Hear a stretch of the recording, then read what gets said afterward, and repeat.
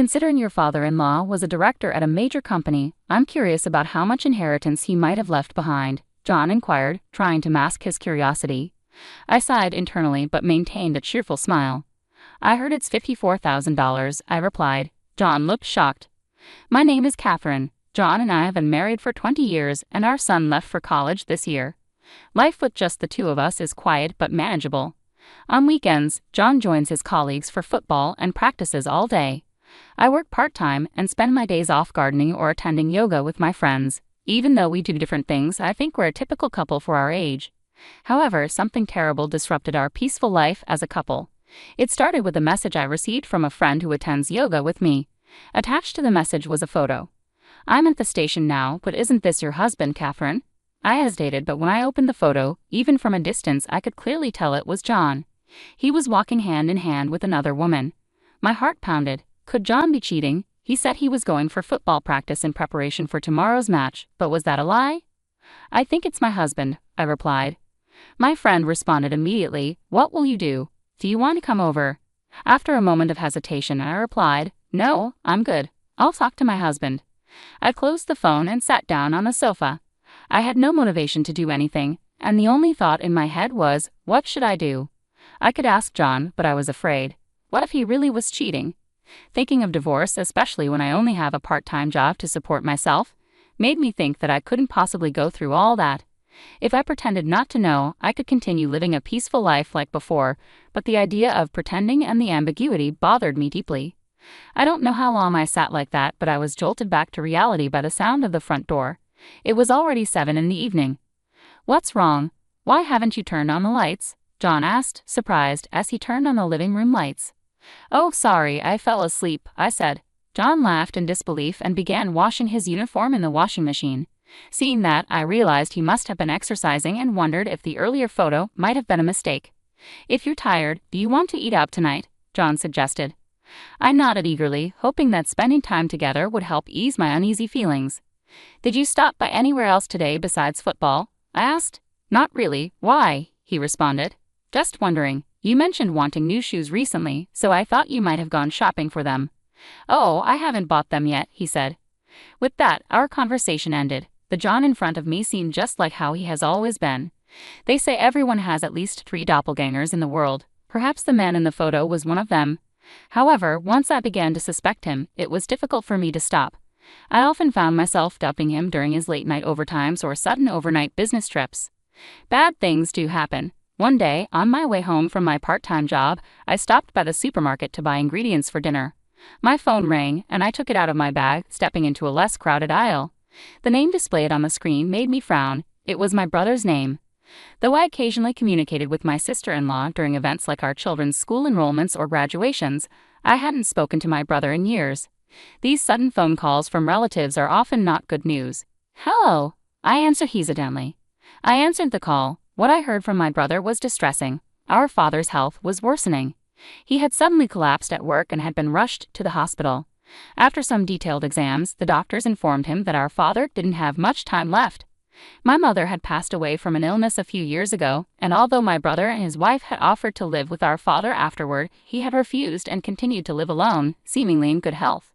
The last time I spoke to him, he sounded fine, so this news was truly surprising. After telling my brother I would visit soon, I hung up the phone and took a deep breath to calm my heart.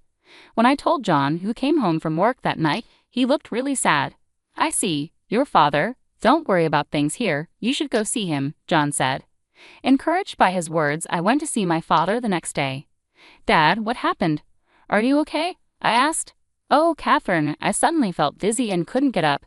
It must be old age, I guess. Sorry for making you worry, he said. His usually loud and boisterous voice sounded weak, causing pain in my heart. Though he looked pale, he didn't seem critically ill. Catherine, did something happen? Did you and John have a fight? He asked suddenly. Taken aback by his question, I didn't know how to respond. My father gave a wry smile. You're just like your mother, holding things in. Live as your heart desires. Not knowing what the future holds, for a parent, seeing their child's smiling face is the greatest happiness. Realizing the truth in his words, I was deeply moved. Although I wanted to talk to my father a little longer, he told me he was tired, so I decided to leave for the day. The visit lasted only about 15 minutes, but just thinking that he could be so exhausted from such a short time made tears roll down my cheeks. As I sat on the sofa near my father's room, waiting for my tears to stop, a man in a white coat sat next to me. "Are you here to visit your father? I'm the doctor in charge." "Oh, I'm so sorry. How embarrassing," I said, quickly taking out a handkerchief to wipe away my tears. Taking a closer look at the doctor, he seemed to be around my age with a kind face that made me feel at ease. "It's all right. It must have been a shock for you. Do you have any questions?" he asked. With his encouragement, I started to ask various questions about my father's condition and what to expect in the future. Despite repeating the same questions multiple times, he never looked annoyed and explained everything in detail until a nurse came, saying, "Sir, we need you." Thanks to him, even though I still felt sad, my heart was somewhat at ease. After returning home and recalling my conversation with my father, I decided to call the friend who had sent me the photo. I wanted to discuss the suspicions I had about my husband's affair. "I've been worried I might have done something unnecessary by telling you that. I'm sorry for causing you pain," my friend said. "No, I'm glad you told me. I've finally come to terms with John's suspected affair, but I have no idea what to do," I confessed. Chuckling, my friend shared some advice. "Actually, my husband is a lawyer. He said there are many clients consulting him about divorces due to affairs. I'll ask him for advice." Hearing this, I felt comforted knowing I wasn't the only one struggling. My friend immediately took action, telling me it was best to gather evidence of the affair and that I could use a private detective agency to do so. She even recommended a few agencies and offered to go with me if I felt anxious, making me realize how invaluable true friends are. From then on, between visiting my father and working part-time, my days were quite busy. At the same time, my husband started saying he was getting busier with work. Overtime and business trips noticeably increased, and his suspicious behavior had me eagerly awaiting the investigation results. 2 weeks later, I finally received the awaited results at the detective agency. The investigator hesitated before speaking. "It's true that he's having an affair." Surprisingly, I accepted the reality without panicking or feeling devastated. In fact, knowing the truth brought a sense of relief, dispelling my previous uneasiness. They showed me numerous photos and explained his activities over the past 2 weeks. There were also audio recordings, and the situation was worse than I had imagined. To begin with, his football games were only once a week, always in the morning for just 2 hours. The other employees always headed home right after the game, as they had families waiting. However, John spent all his remaining time with his mistress. At times, she would even wait for him at a diner near the football court. He deliberately washed his jersey, claiming he used it during the game, to ensure his lie wasn't caught. All his claims of overtime and business trips were fabricated just to spend time with her. The most shocking audio recording revealed him discussing with his mistress about getting a divorce once he inherited his money, predicting my father's passing in a month or so. They had already discussed pre-booking an apartment near the train station. His recent busyness was related to preparing for their new life together, making reservations for furniture and appliances, and even planning a premarital trip next month. All this left me feeling dizzy. The fact that my husband was eagerly waiting for my father to pass away destroyed any remaining love or affection I had for him. My only feeling was the increasing desire to divorce him. I paid a significant amount to the detective agency, took all the data, and decided to leave it with my friend for safekeeping. When I mentioned hiring a lawyer, they immediately agreed and offered to introduce me to someone they knew. However, I had used all my money on the detective agency and was hesitant to touch our shared finances. After some contemplation, I decided to swallow my pride and consult my brother about it. "Why didn't you come to me sooner?" he exclaimed, annoyed. Thankfully, he generously offered to cover the expected legal fees. I had a meeting with a lawyer and discussed my desire to work full-time or as a regular employee at my part-time job. I was told they could hire me as a contract employee, which gave me hope regarding my financial situation. With everything now in place, I started thinking about how to broach the subject of divorce. One midnight, I received a call from my brother. He was calling to tell me that our father had passed away. I woke up John, and we rushed to the hospital. John briefly visited my father, greeted my brother and his wife, and said some comforting words to me. He then returned home by himself. Everything after that happened so quickly that I can hardly remember. There was the wake, the funeral, meeting our relatives, and basically, I had no time to grieve. Even after the funeral, there was the matter of sorting out the house, discussing inheritance, and handling the legal aspects of my father's estate. My brother, his wife, and I were all exhausted. John, however, kept saying he was busy with work and didn't help at all. Despite my father having just passed away, John went out to play football on the weekend. My brother and his wife were visibly frustrated, but they knew about my intention to divorce him and refrained from saying anything. With so much going on, I had to postpone the divorce. It wasn't until about 6 months later that things took a major turn. Finally, all procedures related to my father were completed, and the inheritance amount was confirmed.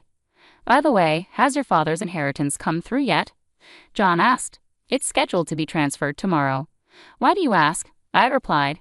Well, your father was a director of a major company. I was just curious about how much inheritance he'd leave behind.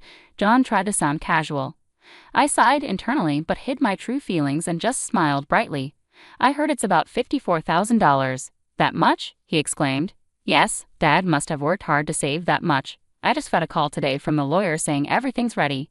It'll be transferred tomorrow, so maybe we can go out and eat something delicious to celebrate, I said, emphasizing the fact that it would be transferred the next day. John seemed lost in thought. The next day after John had gone to work, I conspicuously placed the bank book on the desk. When I returned from work as expected, the bank book was gone and instead, a signed divorce paper was there. I hadn't anticipated things to go this smoothly, so while thinking he took the bait, I headed to my lawyer handling my divorce and explained the current situation. I decided not to return home, instead heading straight to my family home where my father had passed away. Most of my belongings were already there, and the things where I lived with John were shared, and how to handle them would be decided later. Probably John and his mistress would end up living there. Having already submitted the divorce papers, there was no reason to contact my estranged husband. The only thing left was a potential claim for damages for his affair from my lawyer. However, since they couldn't contact him, nothing could be done at the moment. But 3 days after I returned to my family home, I received a call from John. Catherine, what's going on? There's no money in the bank account. Where's the inheritance and where are you? John demanded. Inheritance is mine. Why would you use it? I decided to play dumb for the time being.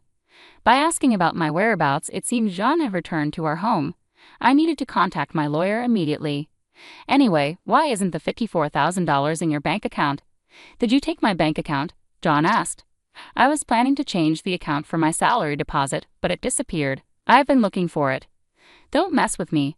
We're married, it's a shared asset. You should share it with me. I wished he wouldn't yell over the phone. It hurt my ears. The inheritance is an individual asset, not a shared one. Plus, I've already filed for divorce. We're no longer a married couple. Please stop contacting me. I won't return home. It's okay for you to live there with your mistress. I could hear John catching his breath, but I hung up and immediately relayed his whereabouts to the law firm. That night, I received several calls from John, but I ignored them all and enjoyed a drink by myself.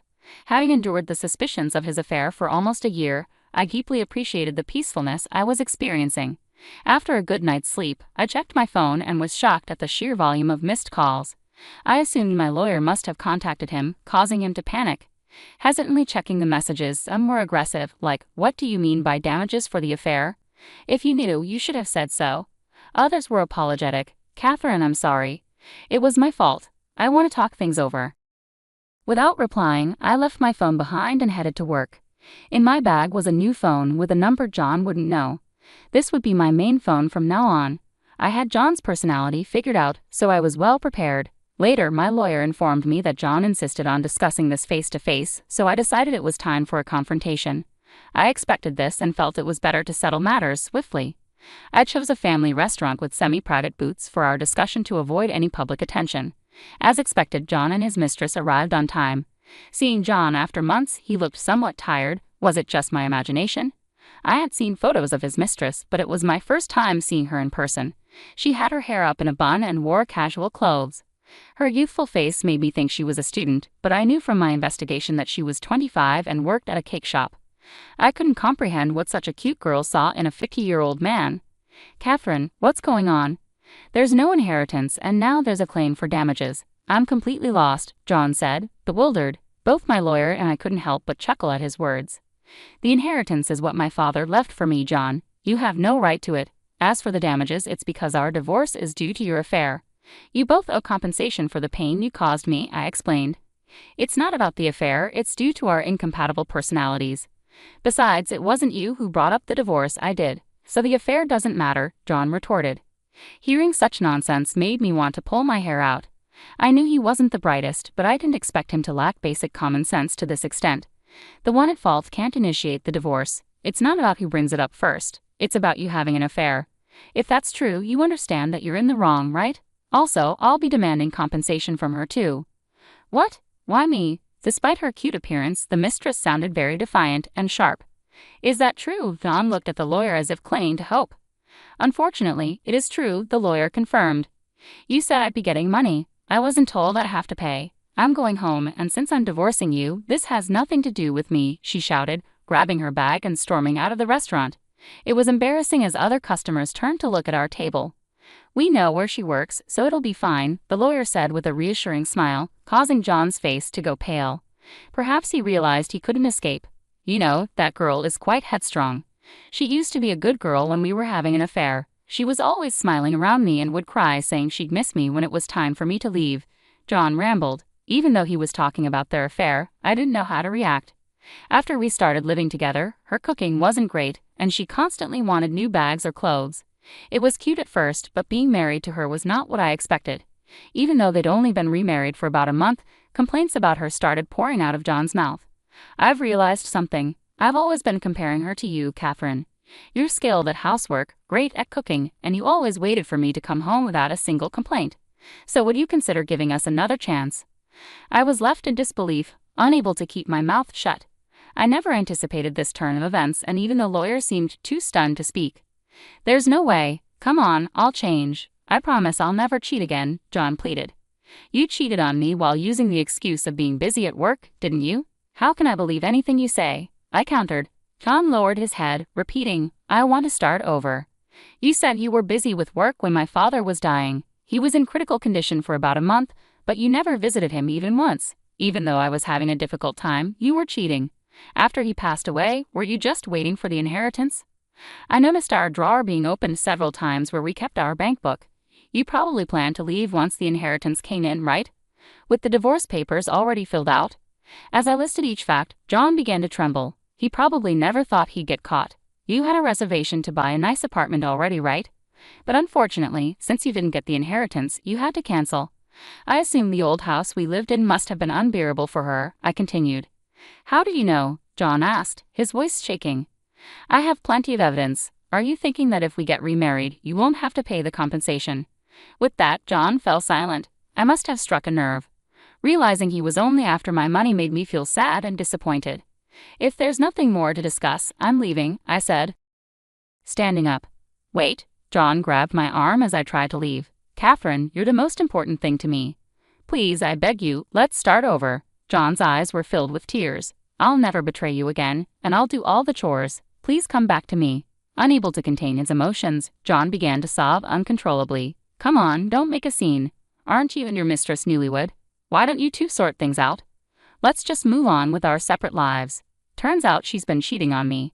She seems to have married me for my money. Without money, I'm just an old man. Seeing my ex-husband crumbling to the floor, crying, was undeniably pathetic, but I felt no obligation to comfort him. People had heard our conversation, and it was painfully embarrassing to witness everyone whispering about John. Leaving my crying ex-husband behind, I picked up the bill, and my lawyer and I left. Later, as the two of them adamantly refused to pay compensation, I consulted with John's parents over the phone. Having had little interaction with my rather shy in-laws who lived far away, this was my first call to them since thanking them for attending my father's funeral. To my surprise, I discovered John hadn't told his parents about our divorce or his remarriage to his mistress. This revelation left his parents in shock, with my ex-mother-in-law becoming bedridden from the strain. Give us some time, we're not sure what to do, was their unsure response, making it clear I couldn't rely on them. However, the next day, my father-in-law brought his brother to confront John.